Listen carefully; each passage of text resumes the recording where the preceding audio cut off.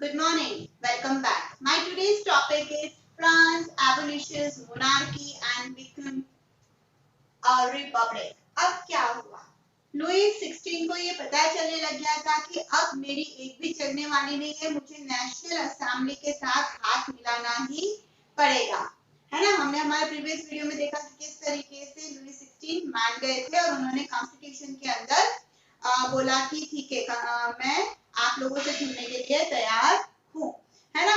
But कहीं ना कहीं उनके दिलो दिमाग में कुछ चल रहा था, कुछ प्लानिंग चल रही थी। भाई राजा है, अपनी पावर को ऐसे ही थोड़ी ना जाने देगा। चलिए देखते हैं क्या हुआ। Although Louis XVI had signed the constitution, he entered into the secret negotiations with the king of Prussia as well as Austria. जरा समझना इस चीज को, है ना। राजा की जब पावर बिल्कुल चली गई और वो सिर्फ एक नाम के लिए किंग रह गया, तो ये चीज जो थी ना, वो लुई 16 को बहुत परेशान कर रही थी। अब लुई 16 की जो हालत थी, तो उस फ्रांस के आसपास के जो दूसरे देश थे, वहां के राजा महाराजा भी परेशान थे कि अरे यार, कल को अगर हमारे जनता ने हमारे साथ बगावत कर ली तो हमारा क्या होगा।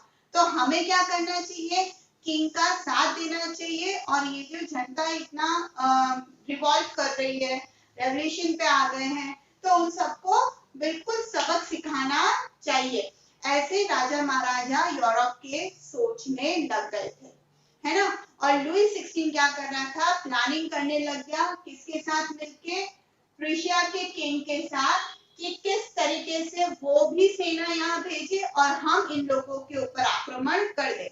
मैंने ब्रैकेट में एज वेल एज ऑस्ट्रिया इसलिए दिया है क्योंकि ऑस्ट्रियन क्वीन जो थी, सॉरी ऑस्ट्रियन प्रिंसेस जो थी, उससे शादी किसने करी थी, लुई 16 ने। आप मुझे उसका नाम कमेंट करेंगे कि लुई 16 ने ऑस्ट्रियन प्रिंसेस से शादी करी थी, उसका नाम क्या था। ठीक है, तो एक तरीके से ऑस्ट्रिया उसका ससुराल था, तो ऑस्ट्रिया भी किसका साथ दे रहा था, लुई 16 का। यहाँ तक क्लियर हुआ। यहाँ पर प्लानिंग चल रही है लुई 16 की कि किस तरीके से मैं इन लोगों को सबक सिखाऊं। The National Assembly voted in April 1792 to declare war against Prussia and Austria. अब जरा इस चीज को भी समझना कि हुआ ये कि किंग ऐसी प्लानिंग कर रहा है, किंग का दिमाग इस तरीके से चल रहा है, ये कहीं ना कहीं नेशनल असेंबली के लोगों को पता चल गया।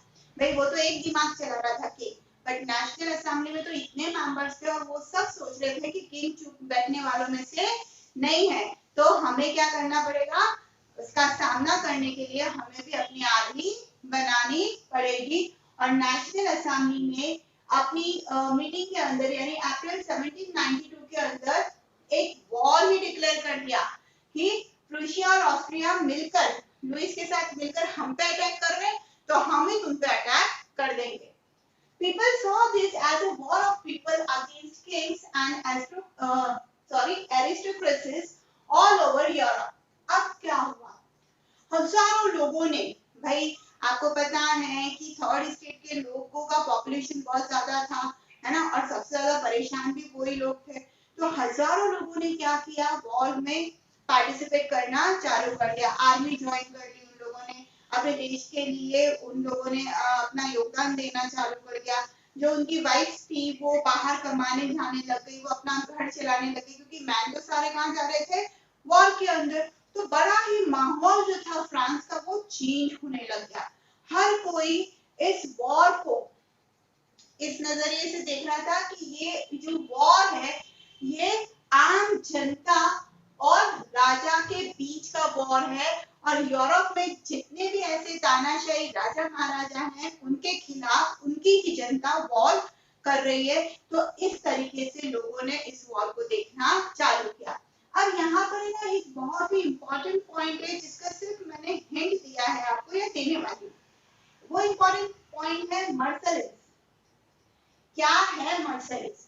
जिस तरीके से वंदे मातरम सॉन्ग चलता है तो जोश आने लग जाता है, तो ऐसा जोश जो था वो मर्सलिस नाम के एक सॉन्ग से आया। और वो मर्सलिस सॉन्ग किसने लिखा था, पोएट रॉबर्ट डी एल्स्ले।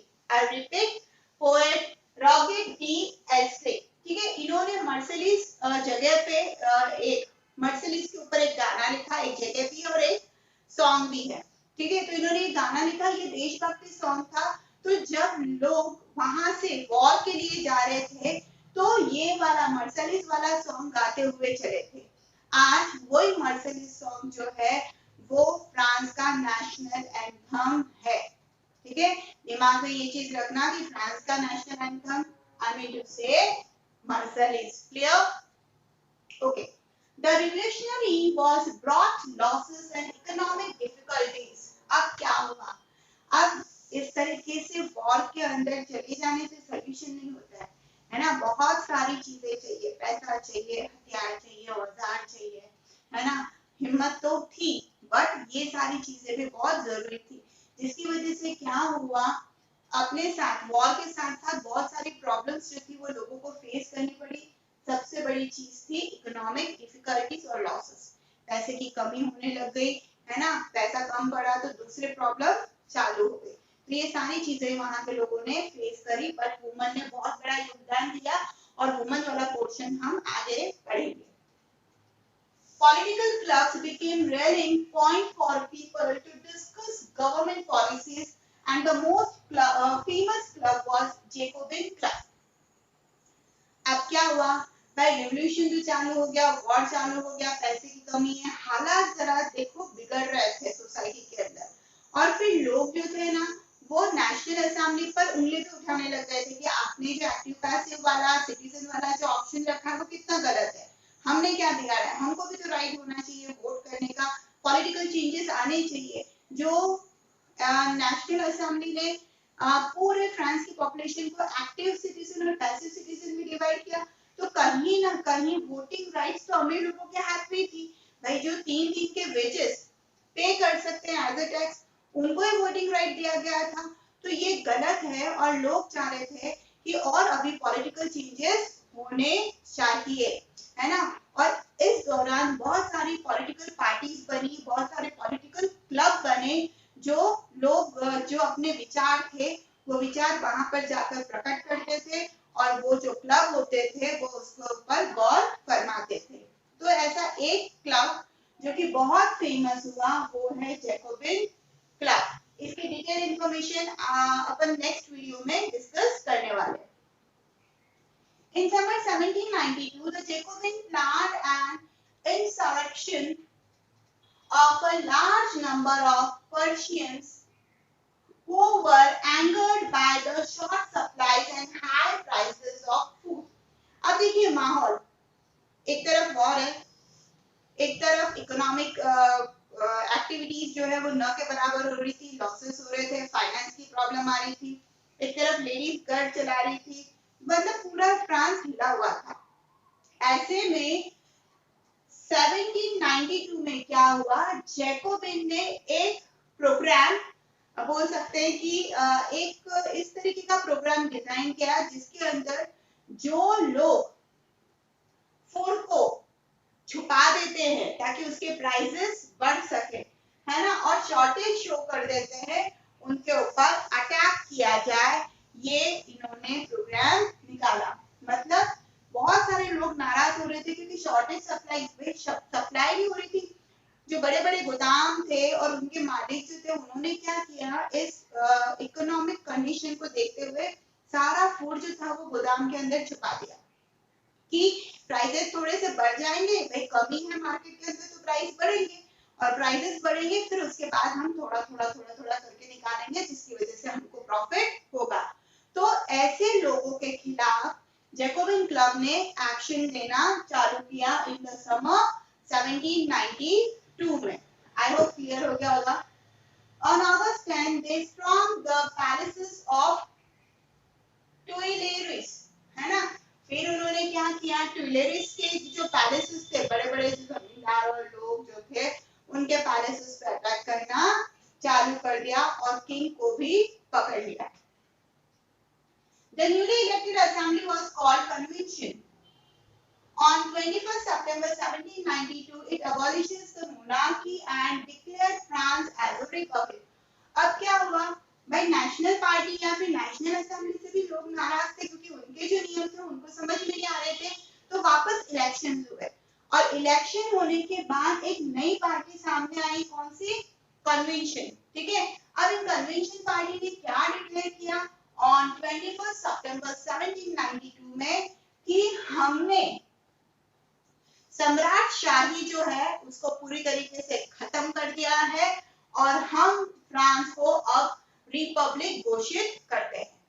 मैं वापस बोलती हूँ, नेशनल असेंबली के जो नियम बने हुए थे, एक्टिव सिटीजन, पैसिव सिटीजन, आपने जो देख रखा है वीडियो या नहीं देखा तो पहले उस चीज को देखिए ताकि आपका बेस क्लियर हो जाए। ठीक है, तो ऐसे में भाई उस नेशनल असेंबली से काफी लोग नाराज भी थे, सहमत नहीं थे, तो इलेक्शन वापस हुए और एक नई पार्टी बनाई गई, कन्वेंशन। और उसने क्या किया, 21 सितंबर 1792 में ये डिक्लेयर कर दिया कि अब मोनार्की सिस्टम यहाँ पर नहीं चलेगा और फ्रांस पूरी तरीके से अब रिपब्लिक है। लुईस का क्या हुआ?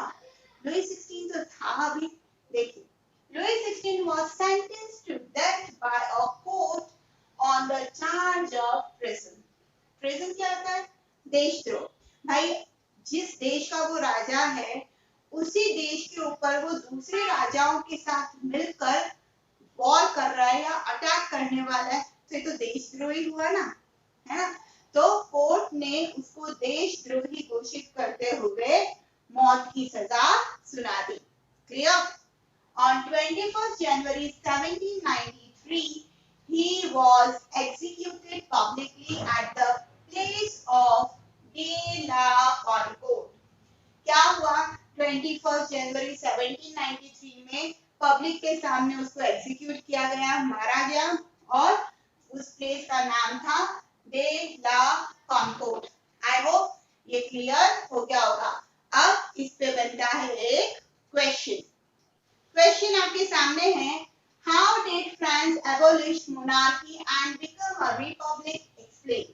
I repeat, how did France abolish monarchy and become a republic? Explain. तो आई होप ये क्लियर हो गया होगा। अब मेरा नेक्स्ट वीडियो जो है वो है फेमस क्लब जैकोबिन क्लब, कि इसने एग्जैक्टली ऐसा क्या किया। तो लाइक करिए अगर वीडियो समझ में आ गया है, शेयर करिए और पढ़ते रहिए social studies with Sangeeta. Thank you so much.